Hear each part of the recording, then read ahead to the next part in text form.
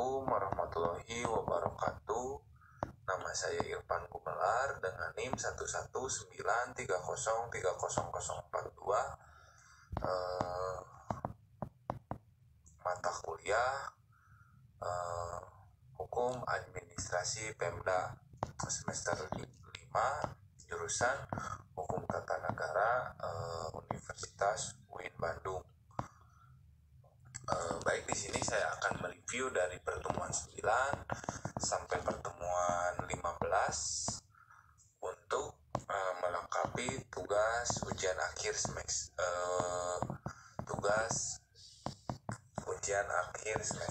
Baik, dari diskusi 9 dapat disimpulkan bahwa upaya perkembangan daerah Bandung Timur, yaitu untuk wilayah Kabupaten Bandung Timur, akan meliputi bagian timur wilayah Kabupaten Bandung sekarang terdiri dari 15 kecamatan dan 147 desa kelurahan, tepatnya 144 desa dan 3 kelurahan yang belum juga terwujud.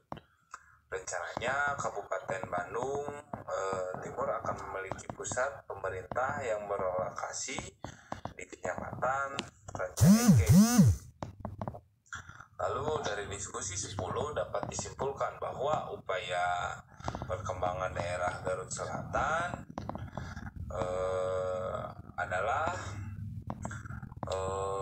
untuk pemekaran di Kabupaten Garut Selatan mendapat respon oleh pemerintah Kabupaten Garut Selatan untuk mendukung pemekaran daerah tersebut, dan pada tahun 2013 pada rencana akan diadakan pembentukan Kabupaten Garut Selatan, tapi sampai saat ini belum ada perkembangan dikarenakan adanya kebijakan moratorium yang dilakukan oleh pemerintah pusat. Padahal pada saat ini masyarakat Garut Selatan telah antusias, yang mana mereka ingin memisahkan diri dari Kabupaten Garut. Hal ini disebabkan karena Kabupaten Garut Selatan ini memiliki potensi yang mana sumber daya alam yang dimilikinya sangat kaya dan beragam. Sayangnya sumber daya alam ini belum terkelola dan tertata dengan baik, padahal harapan ini menjadi aset dalam pendapatan yang mana dipergunakan untuk kesejahteraan masyarakat.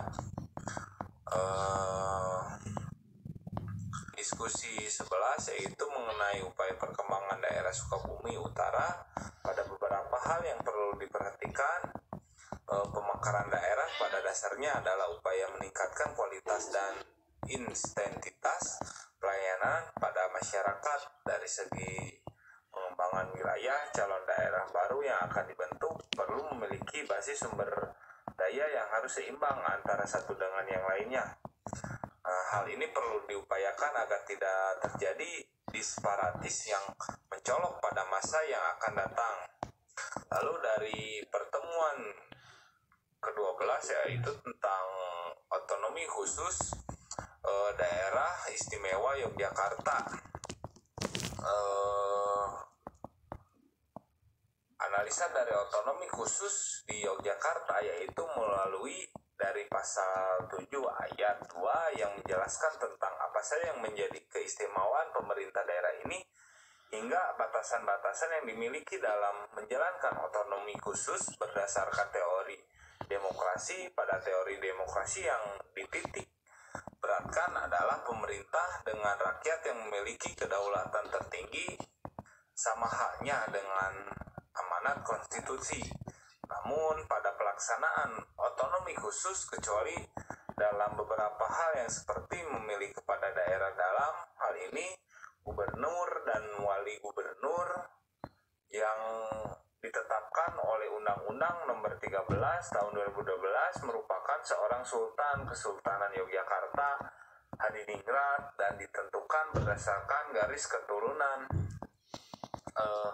Daerah istimewa Yogyakarta tetap berlaku persamaan hak dalam hukum dan pemerintah mulai dari desa hingga tingkat provinsi, seperti penyaluran hak memilih dan memilih hingga dan mengalokasikan anggaran dari pusat ke daerah dengan tetap berlaku perimbangan antara pusat dan daerah. Lalu dari diskusi 13 tentang otonomi khusus Negro Aceh Darussalam dapat disimpulkan bahwa Aceh adalah wilayah yang sangat konservatif dan menjunjung tinggi nilai agama. Nah,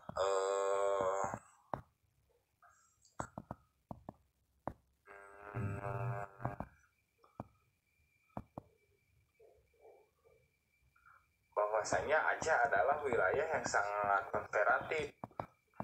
Lalu penduduk muslimnya adalah yang tertinggi di Indonesia dan mereka hidup sesuai dengan syariah Islam. Berbeda dengan kebanyakan provinsi lain di Indonesia, Aceh memiliki otonomi yang diatur tersendiri karena alasannya sejarah Aceh memiliki sumber daya alam yang melimpah termasuk minyak bumi dan gas alam. Sejumlah analisa memperkirakan cadangan gas alam Aceh adalah yang terbesar di dunia. Aceh juga terkenal dengan hutannya yang terletak di sepanjang jajaran bukit barisan dari Kutacene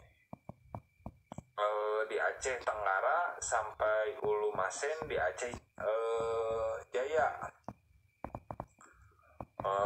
Lalu dari pertemuan 14 tentang otonomi khusus Papua berdasarkan tujuan dan memberikan kewenangan khusus kepada daerah Papua ini sangatlah baik dan dapat berdampak positif jika kinerjanya maksimal bagi kelangsungan hidup masyarakat.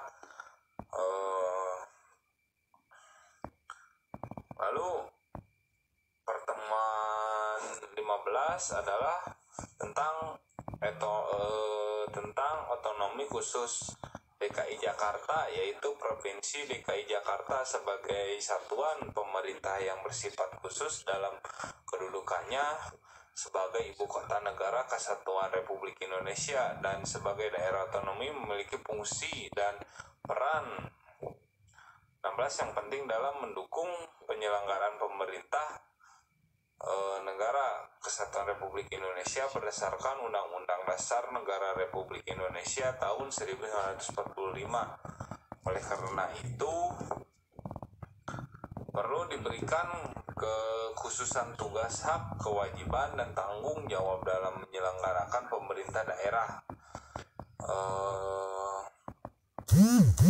Mungkin sekian dari review saya. Mohon maaf bila banyak kesalahan. Wassalamualaikum warahmatullahi wabarakatuh.